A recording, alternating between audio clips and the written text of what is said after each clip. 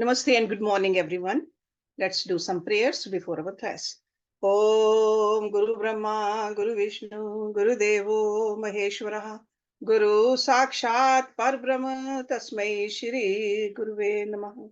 Om Bhur Bhuvaswaha, Tatsavitra Vareneyam, Bhargo Devasya Dhimahi, Dhiyo Yo Naha Prachodayat, Asto Ma Sadgamya, Tamso Ma Jyotirgamya, Mrityurma Amritam Gamya. Om Sehna Bhavatu Sehna Bhunaktu Saviryam Karvavai Tejasvi Navadhitamastu Ma Vidvishavai. Om Shanti Shanti Shanti Om. In our last Wednesday's class, we started looking at what Bhagavad Puran says about the Purans. So Puran as a scripture, what does it have? So in one of the verses, there are 10 characteristics in a book which makes it a Puran. Then I went through another verse from the same Puran, the names of all 18 Purans. And we went through synopsis of, I think, the first 4 Purans. So let me give you the names again. Brahma Puran, Padam Puran. Vaishnav Puran, Shaiv Puran. Ling Puran, Garud Puran.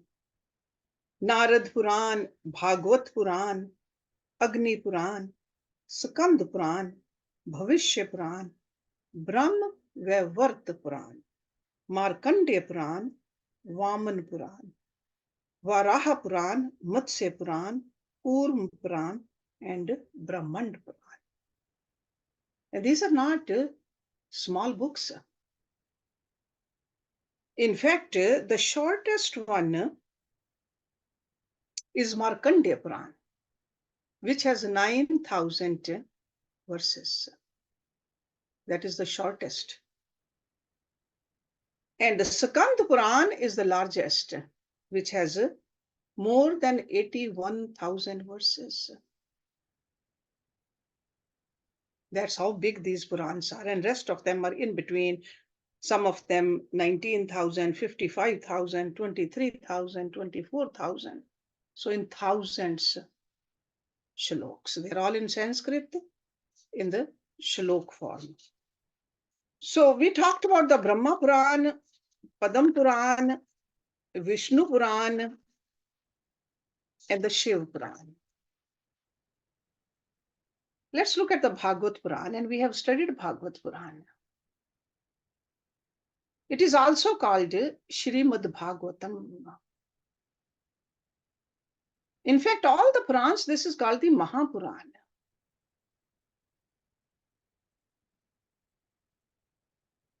Bhagavad Puran starts where Mahabharata ends.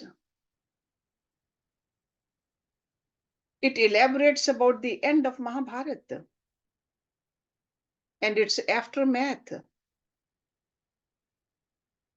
It talks about the history of Maharaj Parikshit, start of Kali Yuga. And who was Parikshit? Arjun's grandson. And it explains how the Kali Yuga unfolds. Bhagavad Puran also elaborates the account of conversation between Uddhav and Shri Krishna before Shri Krishna left this human body. And that is called a Uddhav Gita. Bhagavad Puran also gives us the account of the legend of Varaha Avatar, the legend of Kardam Prajapati and his progeny. The mythical geography of the world, Jambu Dweep, and the other continents are mentioned in this Puran. Legend of Narsingh Swami, legend of the Kashir Sagar Manthan, and the story of Ramayana also is elaborated in this Puran. And of course, the complete life story of Shri Krishna. So these are the contents of Bhagavad Puran. Number 6 is Narad Puran. Narad Puran elaborates about the structure and the duties of a Varna ashram dharam, which is very important. Sometimes we just read about all this through Google or YouTube. But if you really want to understand how the Varnashram dharam was structured, I would suggest you to turn to authentic scripture like Narad Puran.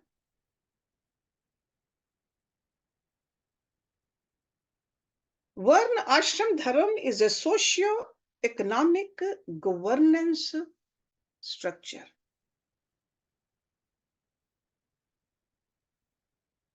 In the ancient Bharat.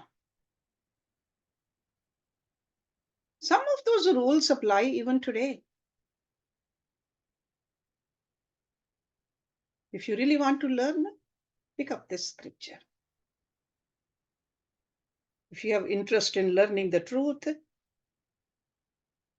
you should go to the original scripture. How the system was structured back then. It also elaborates the legend of Maharishi Markandeya. Significance of river Ganga is mentioned in this scripture. The legend of Vaman Avatar,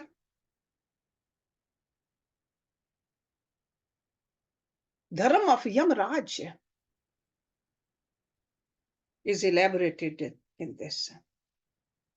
And another important part of this Puran is the sacred rituals of Sharad Karam. These are the rituals which we do for our Pitris, the departed ancestors. The Shrads are, they come every year for 15 days.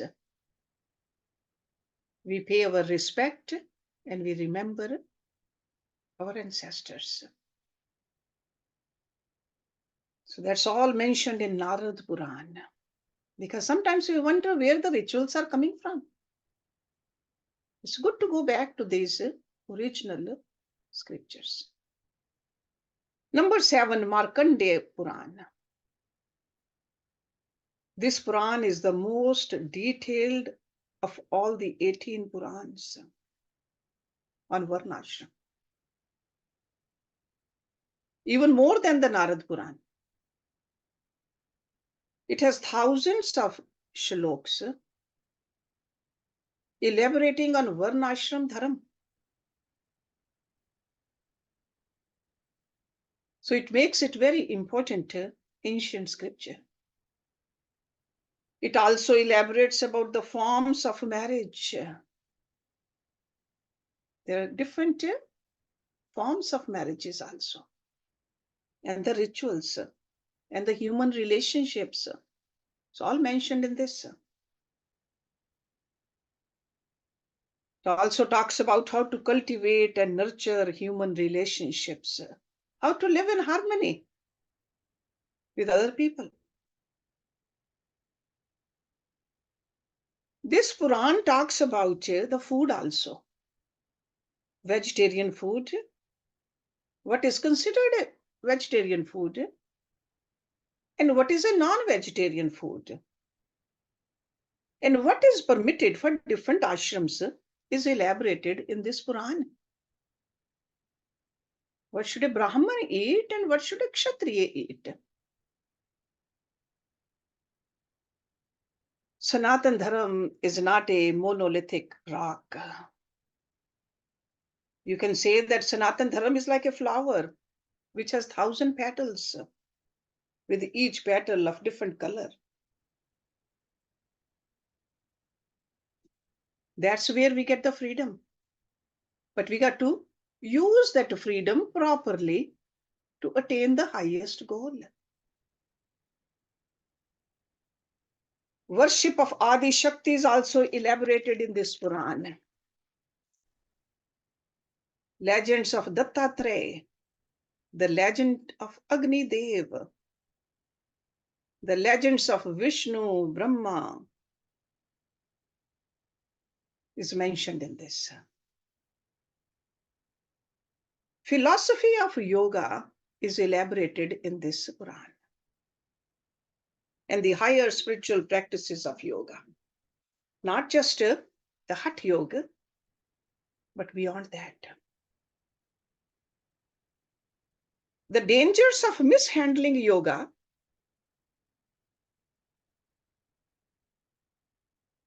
it says that if you perform pranayam under the good guidance of a well-learned teacher, then it can cure a lot of diseases. But if you practice yoga or pranayam without having proper knowledge, it can bring new diseases also. So it can harm you. So that's why having a competent teacher to do higher yoga practices is very important. Markandeya Puran also elaborates and illustrates the life of a typical yogi. How a yogi lives. This is in short all about this Puran. Next Puran, number 8 is Agni Puran. Agni Puran elaborates the legend of Matsya Avatar, Vraha Avatar, and Kurma Avatar. And it also elaborates upon the history of Shri Ram, history of Shri Krishna, and Mahabharata in brief. Sacred rituals in the worship of Shri Mahavishnu.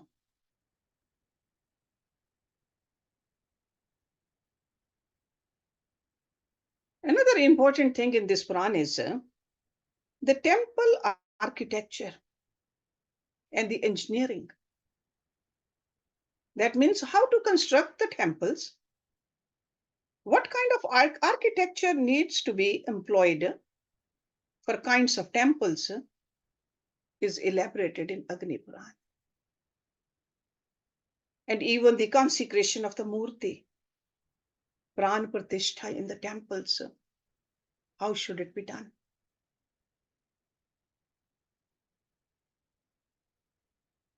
Another topic which is discussed in this Puran is the Ayurvedic plants and their medicinal benefits. In great detail, you'll find it in Agni Puran. Planetary significances and astronomy, statecraft, public administration. What kinds of policies the king should incorporate to protect his subjects. And it talks a lot about public administration. Agni Puran also elaborates upon archery, weapons, martial arts, strategy of warfare, lineages of many ancient kings, dynasties.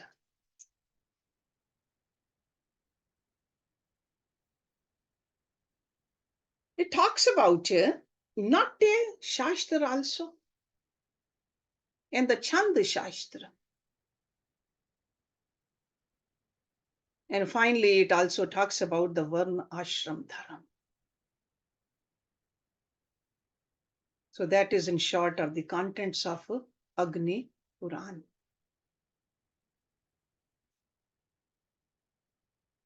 Number 9 is Bhavishya Puran. As the name suggests, it is all about the prophecies of the future mostly. However, in summary, this Puran talks about the sacred rites for the dead and the departed. It also talks about the worship of Aditya, Surya. Vyas Maharishi, through Bhavishya Puran, prophesizes that in Kali Yuga there will be Malesh and Pashand cults. Okay, Malesh and Pashand. They will create havoc around the world. How they will unleash death and destruction and inflict suffering on the people in Kali Yuga. And we see that happening now. And this is only a start of Kali Yuga. And in Bhavishya Puran, it is also elaborated about the various kings and dynasties. Number 10, Brahm Vaivarta Puran. This Puran extensively focuses on Shri Krishna and Radha. You remember when we studied Bhagavad Puran in detail, we were wondering why Radha's name is not there. In this Brahma Vaivarta Puran, there's at extensive length, the legend of Radha and Krishna is mentioned. The esoteric philosophy of Radha and Krishna. Significance of cows. The origin of the creation, origin of Manus and his progeny. Various Prajapatis, their progeny. Worship of Saraswati, Lakshmi, and other gods and goddesses. It goes through the punishments after death also. That means the discourse of Yam Dharam Raj.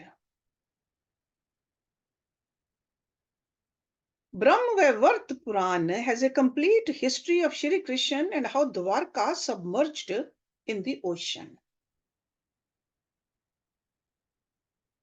So these are important aspects of this Puran. Number 11 is the Linga Puran, which elaborates about the genesis of creation, the esoteric philosophies of Shiva, which is very important, the entire Shiva Tattva, which is mentioned in this Puran. Condensed and concentrated in this Linga Puran, the esoteric philosophies of Lord Shiva. The origin of Aghor. The origin and the philosophies of Aghor in detail in this Puran. And also the origin of Nandi. The geography of the ancient world. Geography of Bharatvarsh. Geography of Jambu Dweep. 8 forms of Shiva. Another interesting thing in this Puran is the science of music.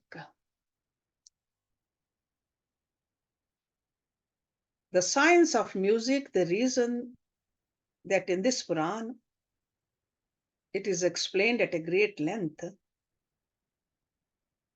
about how each musical note is positioned, the way it is and what kind of experience each frequency and each note will invoke in a human mind. That means when we listen to some specific note, what really happens in us? It's mind blowing the way it is articulated in this Quran. Anyone who has interest in music, they should go through this Quran, because it's elaborated as a Sangeet Shastra in a very scientific manner. Ling Puran also elaborates on the sacred rituals and the Dan Dharam. Talks about the solar system, influence of sun on the other planets, enumeration of various Shiv links across Bharat are mentioned in this Quran. Number 12 is Varaha Puran.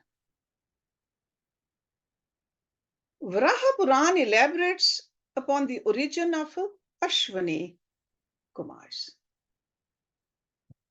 or some people call it Ashwani Dev. Origin of Durga, origin of Dharam, geography of Jambu Dweep and Meru Parvat, geography of Kronch Dweep, Kush Dweep,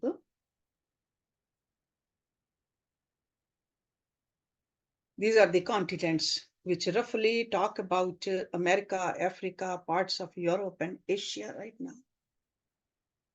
The names have changed, but you need to read the scripture to understand the worldview of people back then. It may match to what it is today, or it may not. But you need to read it and then form an opinion. Varaha Puran elaborates on the geography of various continents. And it says that current India, that is the Jambu Dweep. Varaha Puran also elaborates upon the legend of Matsya Avatar. And in Varaha Puran, there is a Gita which is called Agastya Gita, which is narrated by Shri Krishna. There is a compendium of life lessons elaborated by Agastya Maharishi. That's why it's called Agastya Gita. But this Agastya Gita is an integral part of Varaha Puran. There is a Rudra Gita in this Puran also, which is narrated by Lord Shiva.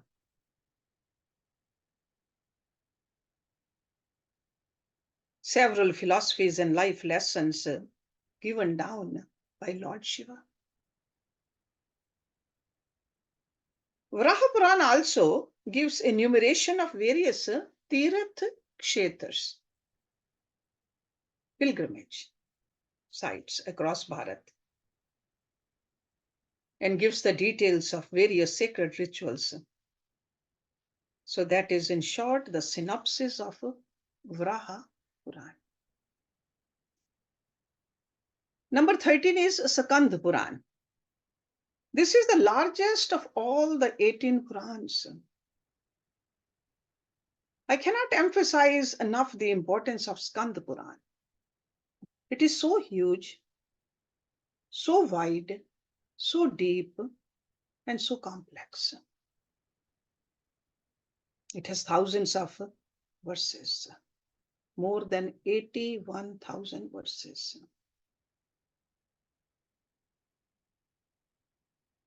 So in terms of its volume, it is 4 times bigger than the Ramayana. Talks about the history of Kedarnath, Tirupati, Puri, Ujjain, Badrinath, Ayodhya, Prabhas, Dwarka, Varanasi, and enumeration of various tirthas in Bharatvarsha. History of Arunachal. Almost every sacred place Bharat has a place in Skand Puran. Almost every festival that we celebrate has a reference in Skand Puran. It is huge. Number 14, Vaman Puran. Vaman Puran talks about the destruction of Daksha Yajna. Daksha Yajna is a very important event that led to emergence of 18 Shakti Peeths.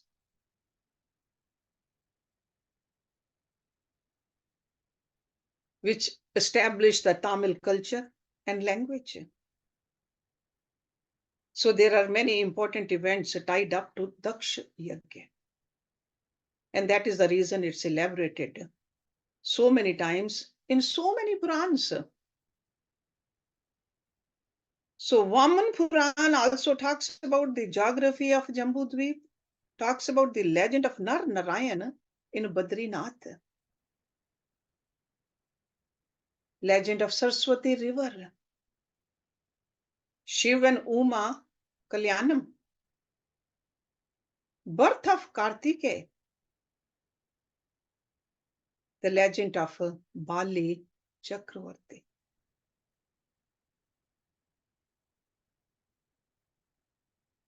People of Kerala celebrate Onam. The foundational text is essentially Vaman Puran for that festival.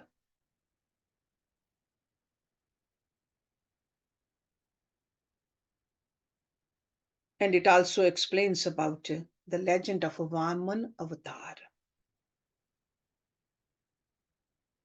And that's how the name goes for this Puran. So this is in short about the Vaman Avatar.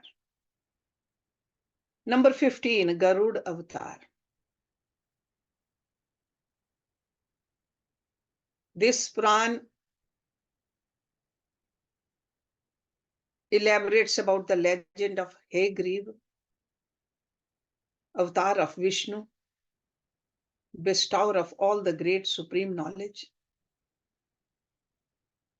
And it gives us in detail the formulating antidotes for different kinds of poisons. This Garuda Puran. If you go through this Quran, you will go crazy at the details of this topic. Antidotes of each and every kind of poison is just mind-blowing. It explains the philosophy of Vasu also. It explains the architecture of engineering of temples. Another thing it deals about is gemology. That is gems. How to test a gem for its purity. Whether it's a diamond, emerald, sapphire, ruby, whatever the precious stone is. How should you perform the purity test to tell whether the gem is of good quality or not? Another interesting thing in this Puran is the rituals for atonement, prashchit. Different kinds of sins are elaborated in this Puran. Sacred rituals of Adi Shakti, Shiv and Vishnu. Diagnosis of different kinds of ailments, Ayurvedic practices, formulation of medicines for different kinds of diseases. Philosophy and practice of yoga is elaborated in this Puran. And there is a section in this Puran which is called Pret Kand. In that section, the punishments that the Jivatma will be receiving after leaving this body, based upon his or her karma of the past life. So different kinds of punishments for different kinds of sins are mentioned. This Puran elaborates the complete story of Ramayana as well as Mahabharata.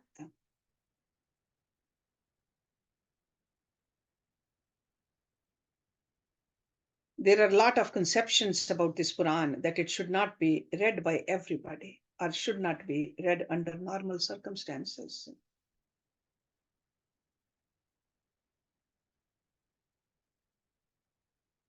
There's a very interesting thing. I found out that during COVID vaccination time in India, there was a verse written from this Puran on every package of that vaccination. And you're all familiar with that part of that verse.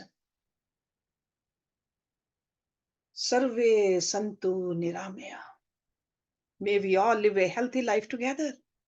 That is from this Puran.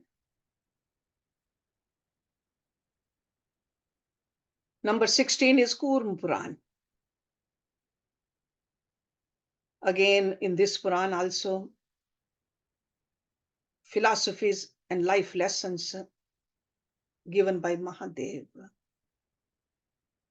There is another Gita in this Purana which is called the Ishwar Gita. It's a part of a Kurm Purana.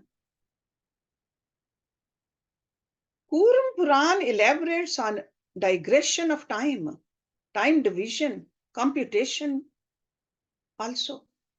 Talks about the legend of Varaha Avatar, Parvati Sahasranama. Shiva Gans, the conversations between Krishna and Shiva, the legends of various Shivlings in Bharatvarsha, geography and astronomy, details of all the events across different manvantars,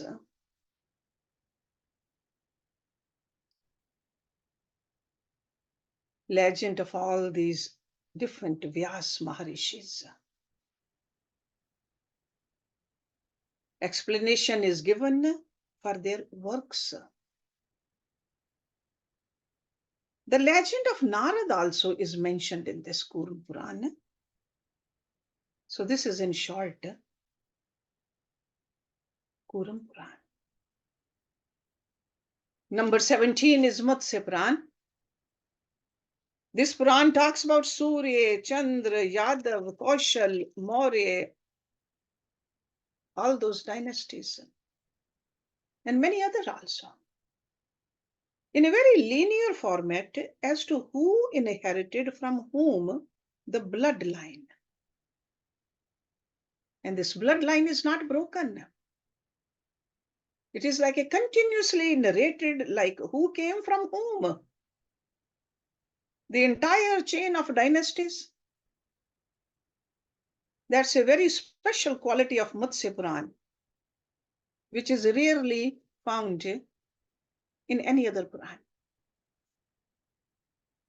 It details about the sacred rituals for the worship of Vishnu, Shiv, Adi Shakti, etc. Talks about the statecraft, policies, public administration. How should a king treat his subjects?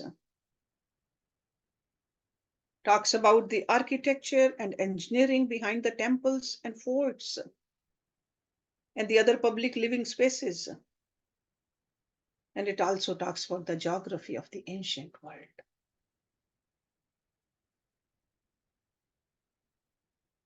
Number 18 is Brahmanda Puran. This is the last one. It talks about the different kalp Manvantra, and other time divisions. Talks about the genesis of creation, geography of the world, and Bharatvarsha. The legends of the Saptarishi, the seven celestial sages, and the legends of each of them. This Puran enumerates all the Tirath sthans, pilgrimage sites, sacred rituals to the Pitri Devs. It has the legend of Parshuram, legend of Manu and his progeny, legend of the river Ganga, legends of various Prajapatis and their progeny. Just like Ling Puran, Brahmand Puran also gives a scientific elucidation of Sangeet, how the pitch and the frequency of each musical note create a specific emotional impact. It is all elaborated there. The dynasty of Ikshwaku Vrishni, and this Puran has a Lalita Sahasranama. That is an integral part of Brahmand Puran. 1,000 names of Adi Shakti is in the Lalita Sahasranama. So this is a quick and a synoptical view about the 18 Purans, authored by Ved Vyas Maharishi. You can see that it can take a lifetime for a person to really read through these 18 huge, great, grand scriptures, which are compendium of various aspects of science, philosophy, art, music, and whatnot.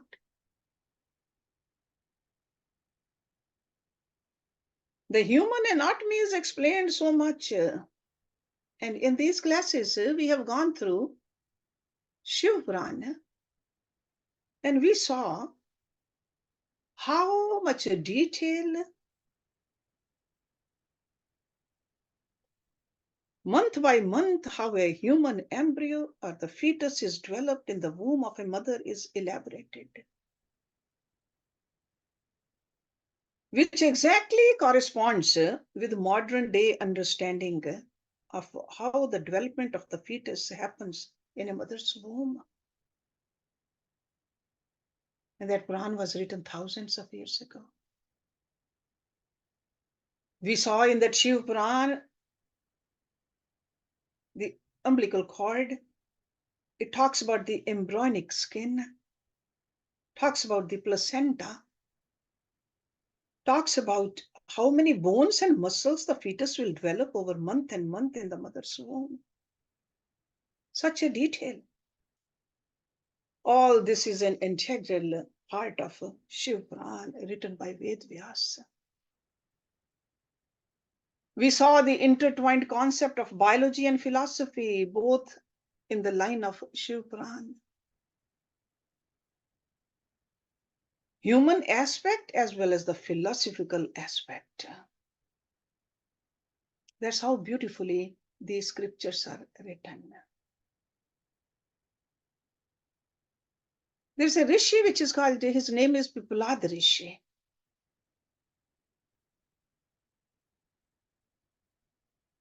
He has written an Upanishad which is called a Garab Upanishad.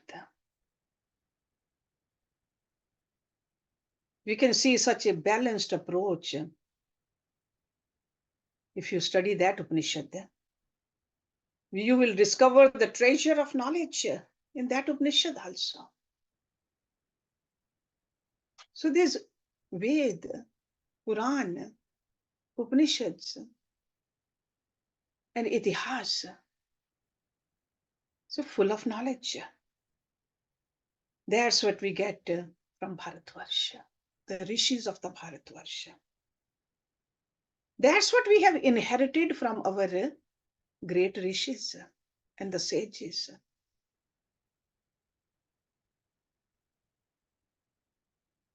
Over the past thousands of years. That's why Bharatvarsh has been called Ved Bhumi, the land of knowledges. They also tell us how to put this knowledge for the betterment of humanity also. They keep telling us in these scriptures, through all these verses, in essence, we are all one. This one God shines through everything. So that's why it is our duty to study these scriptures, to find it out, what is really written in there, and how to implement that knowledge in our life also. It will help our personal life. It will help wherever we go. We will bear that torch of knowledge and will bring this knowledge for others also. So let's stop it here today, and we can have some discussion if you have any questions about this. Om Purnamada Purnamidam Purnat Purnamudachyate Purnasya Purnamadaye Purnameva Vishishyate. Om Shanti Shanti Shanti Om. Thank you very much.